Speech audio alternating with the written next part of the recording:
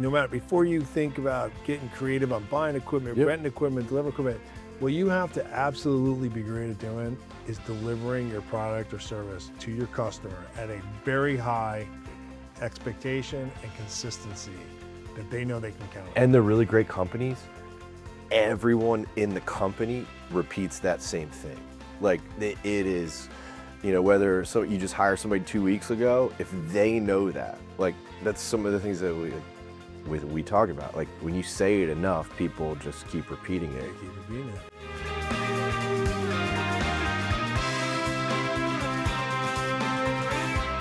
Welcome everybody to the next episode of the Mobilization Mindset. My name is Scott Pieper, CEO and founder of Mobilization Funding, and today we are going to be providing some specific strategies that are going to help you figure out how to buy equipment, use equipment, maintain equipment, overall, all these fancy tools that we have out there in the field. How do we want to buy them, acquire them, rent them? What's the best way to do it? Who should we get them from? All that good stuff. And I got a great guest to go through it. But before we start, don't forget, you can access this kind of information on mobilizationfunding.com. On our YouTube channel, you'll be able to catch this as well, which is also YouTube, Mobilization Funding. And of course, you can find me on linkedin.com. And my guest, Alex Kraft, who is the CEO and founder of Heave, which we are going to talk about today as well. But think of it as Uber for mechanics on big, heavy equipment. Creative problem, even better solution. Alex, welcome. Thank you. Returning guest, by the way. Yes, returning guest. And fun fact for everyone, my first podcast episode ever was me as a guest on Alex's Oh, no podcast. way. Look at what I created, a monster. And if you haven't had a good laugh, definitely go back and see that one. You can find that on our YouTube channel. And me and Alex, and I was a guest on his show, where we definitely broke down who's better between Jordan and LeBron, and also where Kobe fits in that mix. That's a sidebar. And Luka. Check that out. Luka. And Luka, we talked a lot about too. That was back in like 2019, I think? Or maybe 2020? No. I think like 2022 or 2023. No way. Yeah. I think it's later. I think it was before that, but we'll have to check. All right. Anyway, tackling the industry. Alex, how you been, man? I've been great. How is Heave? We're great. Fresh off of Con Expo, the U.S.'s largest construction show every 3 years. Used to be the largest in the world, but I think there's one. I think Bauma and the one in Asia is now larger. But awesome exposure for us as a company. Great timing. Because we've just grown our capabilities. So just trying to ride the momentum fresh off of Con Expo and have a strong 2026. So I love that. So coming off of Con Expo, your experience selling big equipment. Yes. For all the big manufacturers, you know them. Mm-hmm. And now transitioning into Heave, which is essentially a platform to manage how you get your equipment fixed, getting someone out to the site and getting your equipment back up and operational. Mm-hmm. And you do that in such a unique way. With all of that experience, let's touch on the folks that are sitting out there like thinking about buying equipment. They just got a new project and they're going to need some equipment. Should they buy it? Should they rent it? Should they get it from a certain dealer? Should they go to the next wave of dealers? Does it need to be local? I mean, what are all those decisions that go on? And everybody wants to own instead of rent. Typically, it seems like, what's the right choice, and how do you make that choice? Yeah, it's I read a lot of like people like to. It's one of probably the more popular like blog article posts. Like, when does it make sense to do this versus this? I think that like knowing customers and being involved in the industry, you've seen a big change over the years. I think 20 years ago, 25 years ago, you were more likely to see like a die-in-the-wool Cat customer. I own 100 machines. I own 100 Caterpillar. And I got like the front license plate for my pickup truck. It says Cat, and I wear Cat boots, and just like there was so much more brand loyalty. I think you've seen a huge change over time where, customers are more savvy. They don't want to put all their eggs in one basket, in terms of brands. And then you start to get into like, really, they look at it as like a portfolio of, because you're right. It used to be all about ownership, like buying assets, and it's mine. But then you start what I saw at the dealership the last few years is that the customers looking at it as a portfolio, and it's like, hey, we're gonna own X%.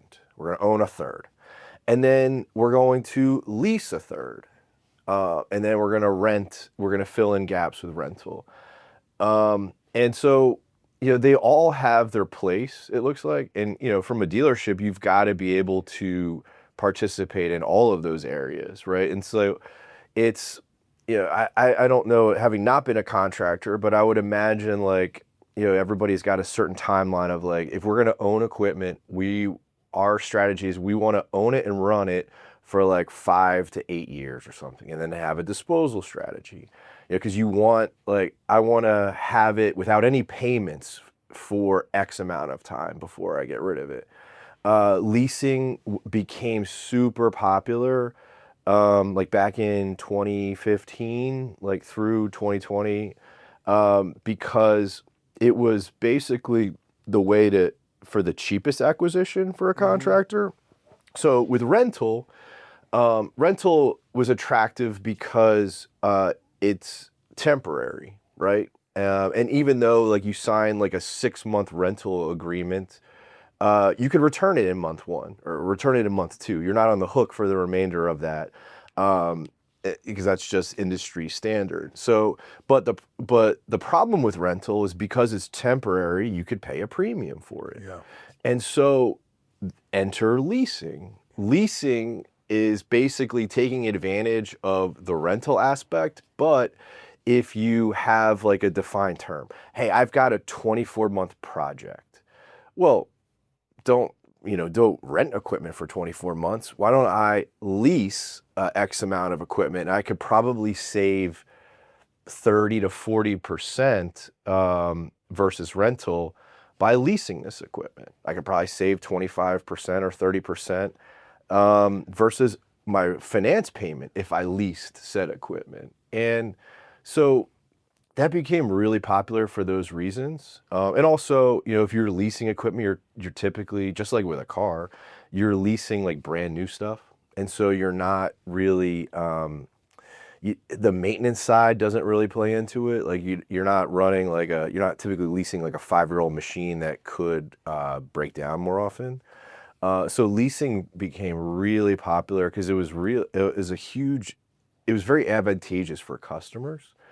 But then as a dealer, there are certain problems with leasing, and as an OEM too, right? Because that those things are coming back to you, and as a dealer, you're in the business of getting them off the lot. And so it was interesting from that perspective of the dealers and the OEMs kind of created this monster for a period of time, whereas like, hey, we're moving all this equipment, but we got to start planning for when it's coming back to us. Is there any advantage to like the contractors in the field looking at what's coming back? Maybe not from them, but from someone else. Is there a play there where Totally. they can make, they could start to own equipment? It might be older, but it was well maintained. Sure. At least, is there a strategy there that? Yeah, definitely. I don't know, having been out of it now for a few years, I don't know how that kind of marketing engine is working. But maybe customers don't know to ask, like, hey, what do you have lease returns that are coming back? But that could be an interesting question to ask. That's interesting. So let me ask you this. Let's say you and I had a large contracting business and we were in site contractors, we're looking at heavy equipment. But these strategies can go for any piece of equipment. So no matter what you're doing in Sure. any business, you be painters, you could be scaffolding, you can think of this as just any type of equipment you need. Would your first instinct be like, let's get out in front of it. Let's look at the job, the average size job we have and the amount of equipment we typically need, and try to like get a footprint of owning that, because you know it's going to be in constant production. Maybe it's certain types of equipment versus others. And then filling gaps to what size? So maybe let's think of revenue sizes or multiple projects. I mean, you can obviously, if you can have one big project and have a dozer on it, but you can have 5 little projects and you might need more equipment in some cases, right? Sure. So what's the decision tree look like? Yeah, so that's interesting because that's like another layer, right? And that's also what we saw is like at ConExpo, I went to the different OEMs booths and caught up with some people that I knew from the past. And so I worked at a Volvo dealer. Volvo's flagship product are the off-road trucks. So the big, Those 40 ton? yeah, 45 ton, 60 ton. And so because that was, that's Volvo's, flagship, one of the questions I had to ask was, hey, what do those sell for today? And, I think it was the 45 ton trucks are now like 700 grand a piece. And when I was there, I left in 2020, they were like 550. So, I mean, but to your point, where we're going with this is you started to see customers like, well, why would I buy off-road trucks? So if I move dirt, do I want to take out a loan, and have 36 payments or 48 payments now on a $700,000 machine? Or do I lease trucks? And so, hey, let's buy excavators, let's buy loaders, but let's lease off-road trucks. And that's what you started to see, and that makes a ton of sense, right? Because it's the largest capital expenditure for your fleet, and the excavators and the wheel loaders are more versatile, right? You can move around different projects, but you get into 45 ton trucks, 60 ton trucks. It's There's only so many of those you need. right. So yeah, totally, and we saw that with a lot of customers, right? Where it makes a ton of sense. Or similarly, all right, let's rent them. Now, rental for a $700,000 truck is probably 16, 18, maybe 20 grand a month. But once again, you can return it. And then as you can imagine, a 3-year-old 45 ton truck, a 5-year-old, when something breaks, pretty expensive. Real, yeah. Yeah, that's a so real that's bill. also why we started to see customers looking at the product types and moving more towards like short-term acquisition or like leasing, renting on the big stuff. Yeah. And we talk about cash flow all the time in mobilization funding, and certainly on this show. But when you're tying in these big cap expenses, you're talking about $700,000. I mean, and you think about And no one buys one like that. Right. Like every customer out there, like, and as a dealer, you just don't see a sales contract come through. It's one 45 ton truck. Because your point, like on a project, hey, we got to move 1 million yards of dirt, so we're going to need 4 25 ton trucks or 6 45 ton trucks. So you never just buy one. Right. And you think about that, you got to figure out how you're going to create $700,000 of profit to pay for that truck. And then what return are you going to get on that 700,000? So not only do you have to get the 700,000, but you have to like generate enough income to keep and maintain it. And I think that maybe that's where I thought your point about earlier when you said the 5-year cycle, how many of those, how many projects, how much time, how much revenue can you generate with that vehicle after you're not making payments on it? Because otherwise, one might chalk it up, oh, it's just the cost of doing business, and it is, but it should be looked at as an investment and a return. Because to your point, you might not need to own anything. Because God forbid, if you have one down cycle, a project gets pushed, something happens unique in a 5-year period that thing is just sitting idle for a few months or longer, you don't need it. I mean, that's a huge burden. And then I'm sure you've been involved with this. I mean, some of the depreciation laws the last however many years really help contractors there too. So if I buy, an excavator at X and I am profitable, and then Section 179 depreciation. So now I can depreciate that asset by half. in the first year to offset some of my gains. So now it has a book value that's immediately cut in half. So I can get closer to that, hey, no payments, faster, Yeah. which is really, That's huge. yeah, totally. All right, let's transition for a second. So now, talking about the other side of that, let's talk about Heave. What problem are you solving, and how do you guys do it? We are solving. So the main problem in the industry on the maintenance side has been response time, and that is from my excavator is broke. When can I get a technician? When can I get a mechanic? And having worked at a dealer for 17 years, I saw that every day. I lived it every day. It's always been a problem. I've been in the industry for 24 years, 25 years now. I'm sure it was a problem 15 years prior, and part of it is a math problem. The dealer I was at, we had 100 field techs in Florida, entire state. We probably had to support 10,000 machines. Yeah. So, you do the math, and it's proportional, right? And so the cat dealer probably has 400 field techs, but they have 40,000 machines to support in that area. And so that is the problem. And what I started noticing the last few years was really talented mechanics quitting the dealership. And I initially thought, hey, because everybody's kind of in the same position, they're short-staffed, like, yeah, you would hear stories of like, well, our guy was at the gas station and somebody from Caterpillar saw him and said, hey, we'll pay you $5 more an hour to come over here.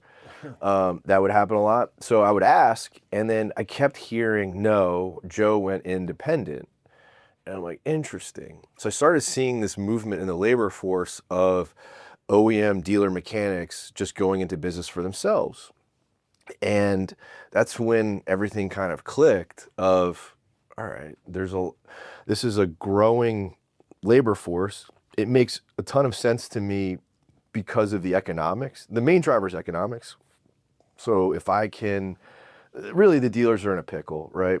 Like, hey, we're short-staffed, but they don't pay close to market, right? And so if the labor has all the leverage and you don't pay commensurate to market, there's an incentive to leave. And that's why guys were going independent, because if they were making $40 an hour with a dealer and now they can go independent and charge that customer 120, 130, 140, makes total sense. Yeah. And so we built a technology company. It works like Uber for mechanics, but it connects all of those former OEM dealer mechanics with customers in the field quickly. So it gives them this even more incentive to go out on their own if they needed to, because now they can actually have a revenue Totally. stream. So last year, so now we're year 4 of business. Last year, there were 3 mechanics who made more than $400,000 on our app. $400,000. Huh? With working the same amount of time that they would have worked somewhere else. Yeah. Right. They just stayed employed, and every day they went and they had something to fix. There's no downtime. They're their own boss. They have their own LLC. And just there's that much demand for their service on our app. One guy's in the Dallas area. One guy's here locally.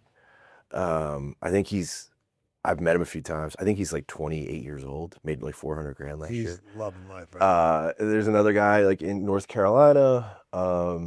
Yeah, that's like one of the cooler things. That's really cool. Yeah.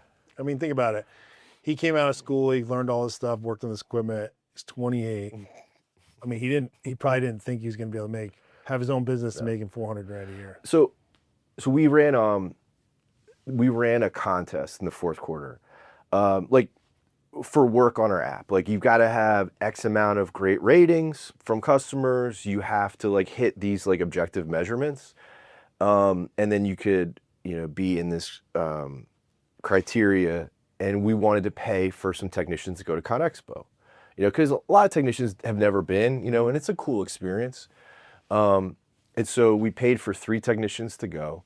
This guy in North Carolina, I had never met him before.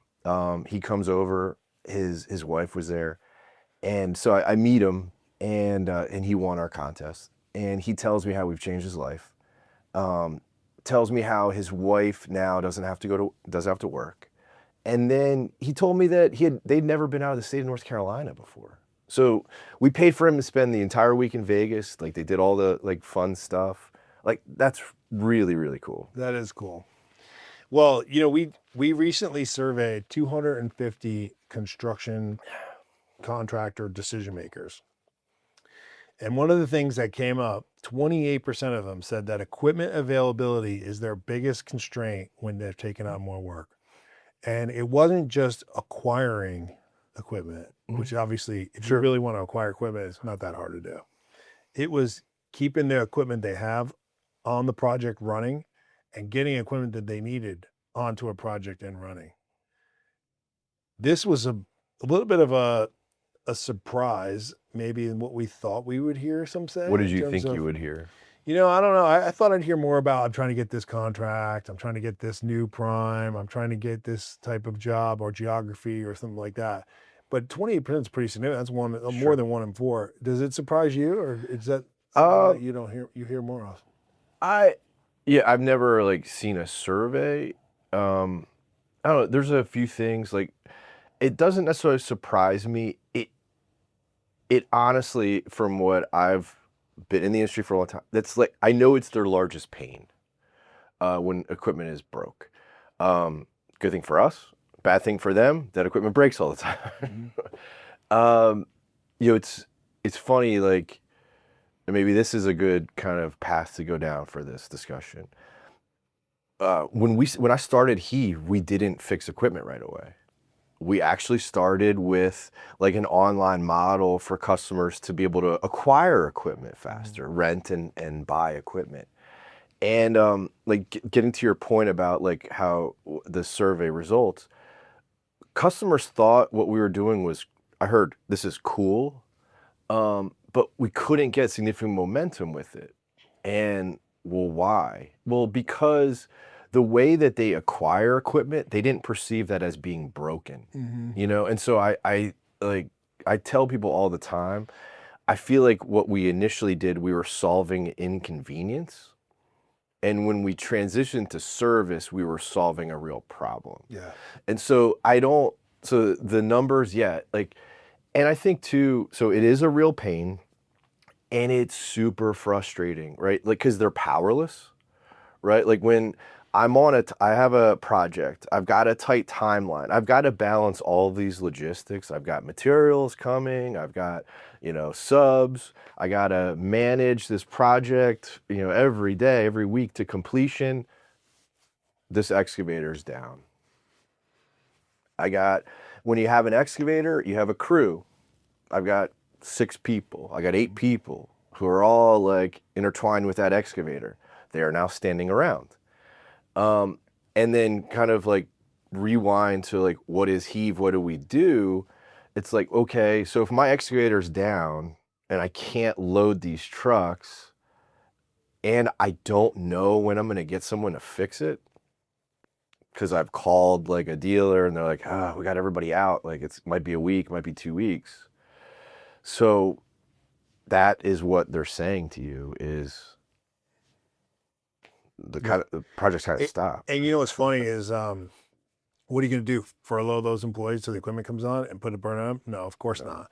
And so managing, you know, back to the big picture of a construction business, how well you manage your labor cost to productivity, cost in general, but also to the productivity of the cost, and to what you budget and then execute on, is literally where you either make money as a construction business or not. And it's certainly where your biggest opportunity is to gain more net income. And so what I just heard you saying that is, excavator goes down, you have 6 folks, whatever the cost of the excavator is, let's just say that's part of it, okay? That's one thing.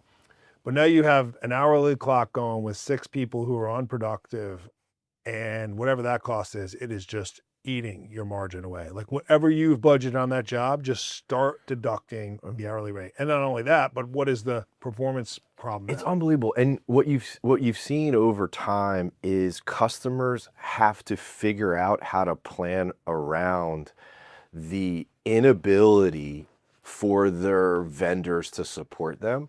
And so what that means is large contractors, what do? They just buy an excess of equipment.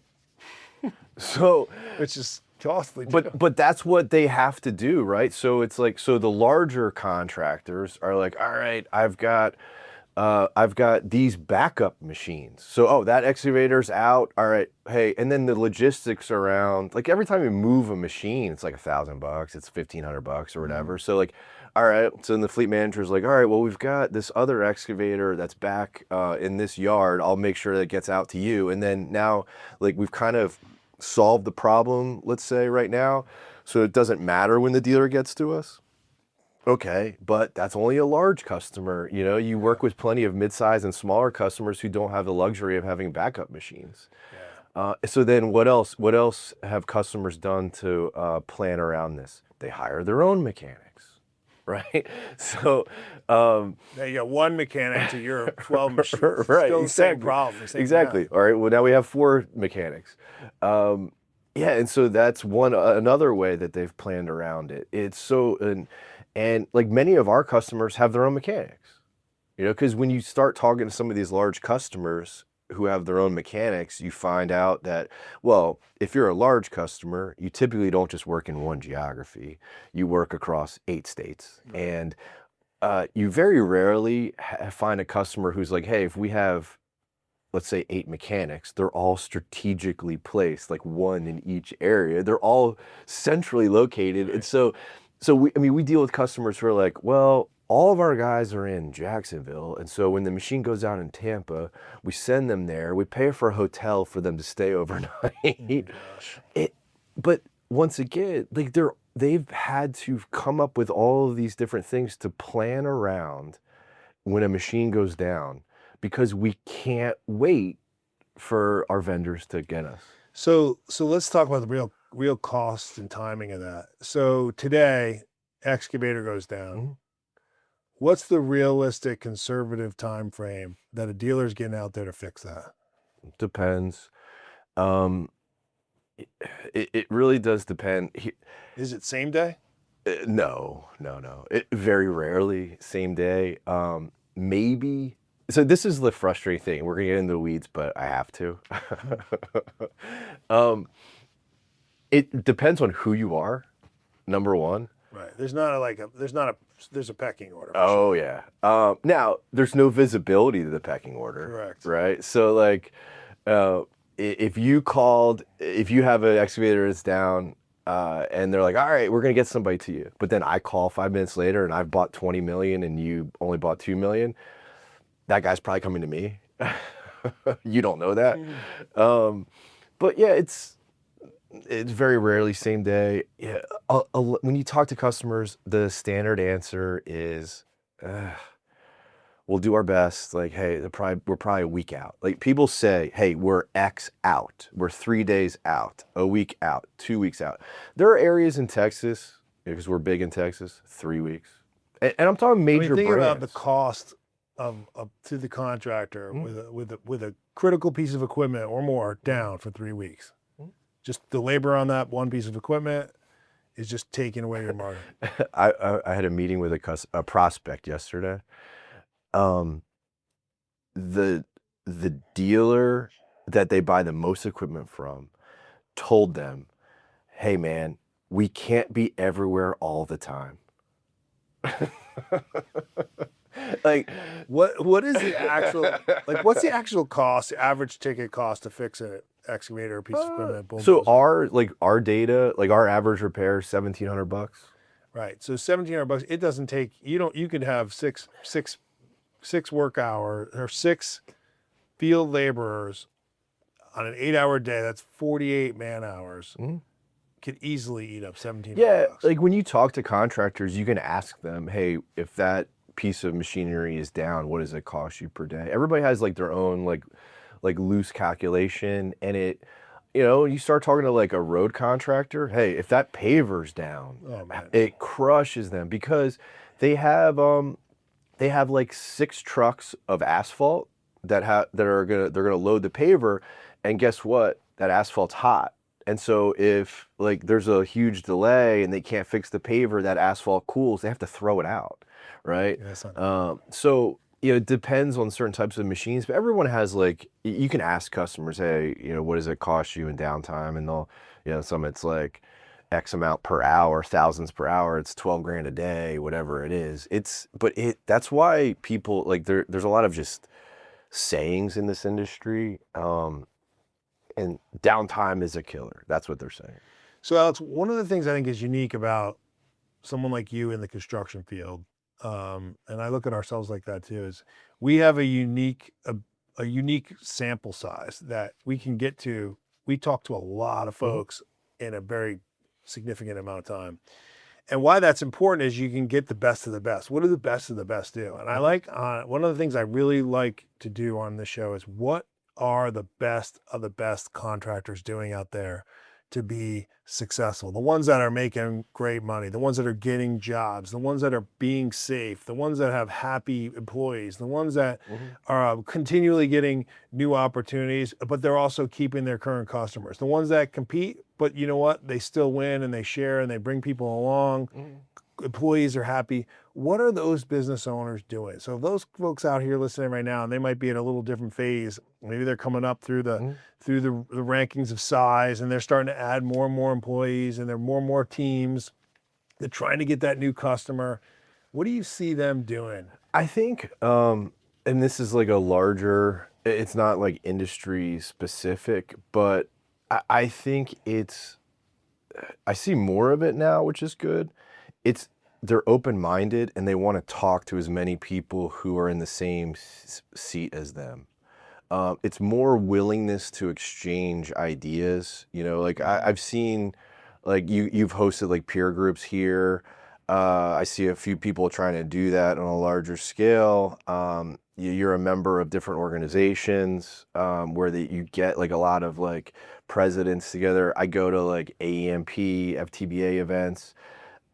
I think that's critical, where if you can get people in the room and they let their guard down and they share like, hey, this is something that I'm dealing with. Have you guys dealt with this? How have you solved it?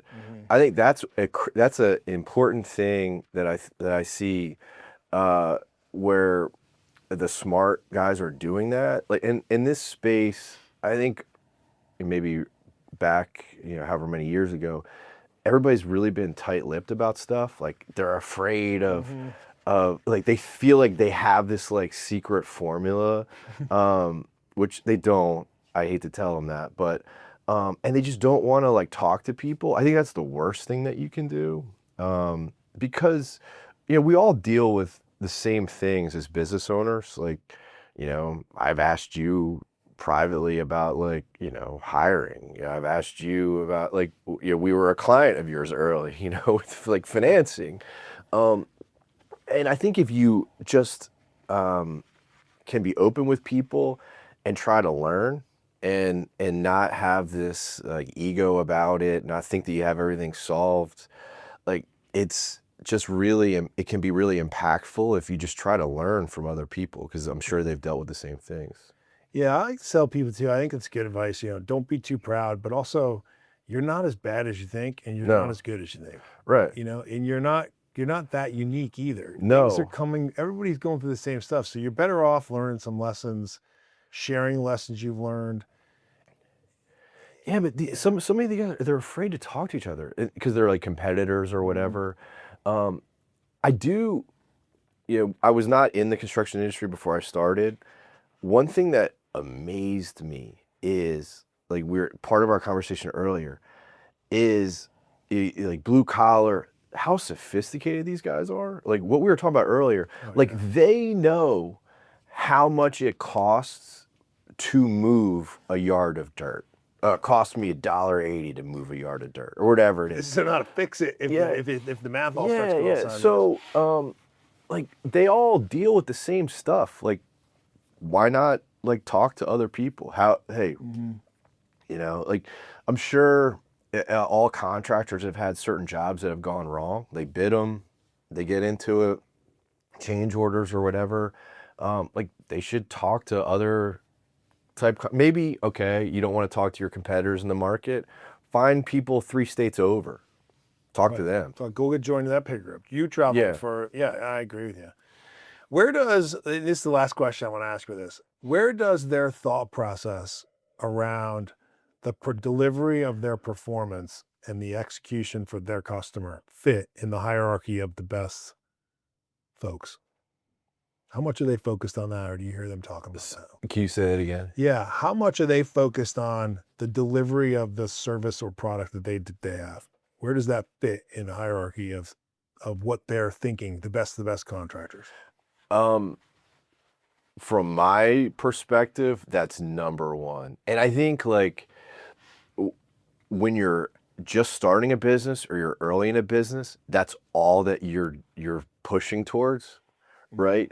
And then I think the danger becomes as you become established, you maybe drift further away from that. Like I'll just give my experience. When we started fixing equipment, I knew every job that we did. And like every customer request that would come through our app, I'd see it and I'm like on the phones, I'm like babysitting every aspect of it. And because we don't have a business unless our customers, unless we deliver. Right. And, now I don't know as many of the jobs, but we have people who do. And what I've tried to instill with our team of people is like, never, like we say this, win every job, and so that's what I've seen with like, customers that we deal with for their clients. Like that's all that matters. Yeah, I think to win every job, define what that winning is so everybody knows, but you've got to execute. Like no matter, before you think about getting creative on buying equipment, renting equipment, delivering equipment, what you have to absolutely be great at doing is delivering your product or service to your customer at a very high expectation and consistency that they know they can count on. And the really great companies, everyone in the company repeats that same thing. Like it is, whether you just hire somebody 2 weeks ago, if they know that, like that's some of the things that we talk about. Like when you say it enough, people just keep repeating it. They keep repeating it. Yep. I love it, man.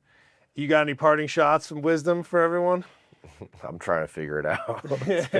Well, seriously, like I said, I think people should be more open to like exchanging ideas.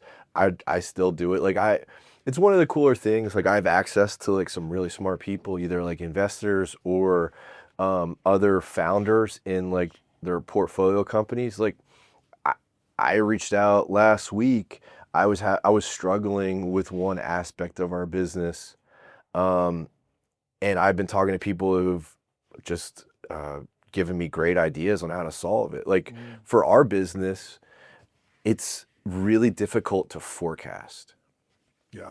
So, and that's becoming obviously more and more important as our business matures. But the thing for me is like, how do we effectively forecast if we don't charge subscriptions, we don't sign contracts with our customers, and we're an on-demand service platform? And so like we see customers who, we'll do 50 jobs in a month but then the next month we'll do 12, and so it's just, okay. So that's kind of been a blind spot for us where it's like, well, did they just not have as much equipment break? Did we lose out on any opportunities? Just fixed it all really good. Right.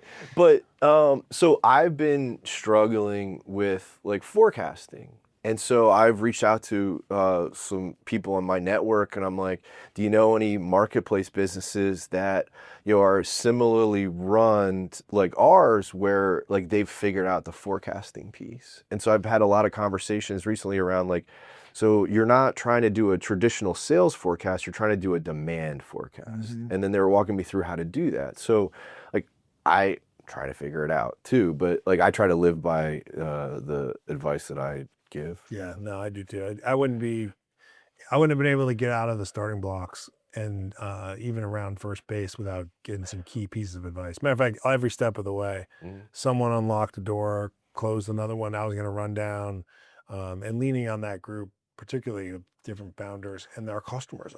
I've learned so much from our customers. Totally. You got to be curious. Crazy. Maybe that's another point to make, like kind of like tying a bow on it, like with the really, really sharp people are super curious. Yeah.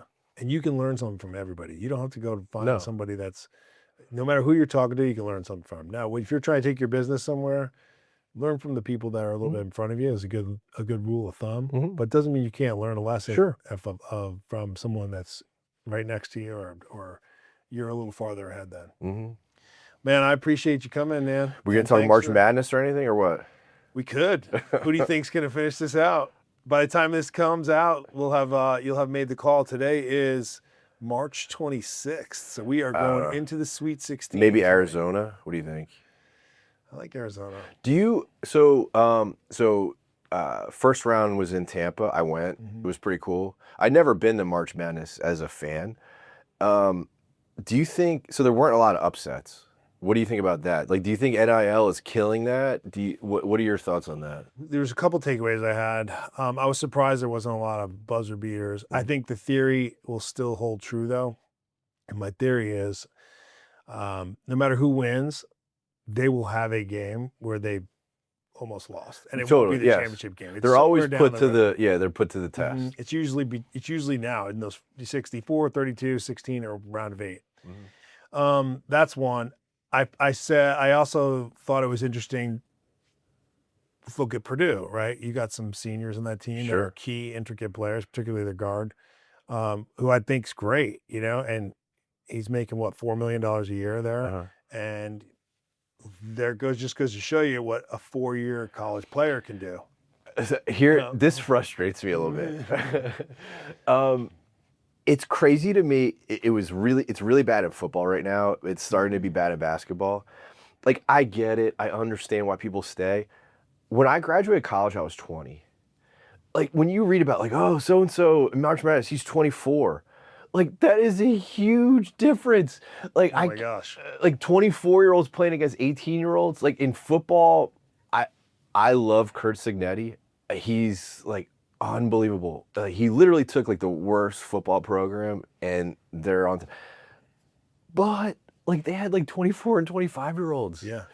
Man, if you allowed me to go play basketball in college at my 24-year-old self, you could have put me almost.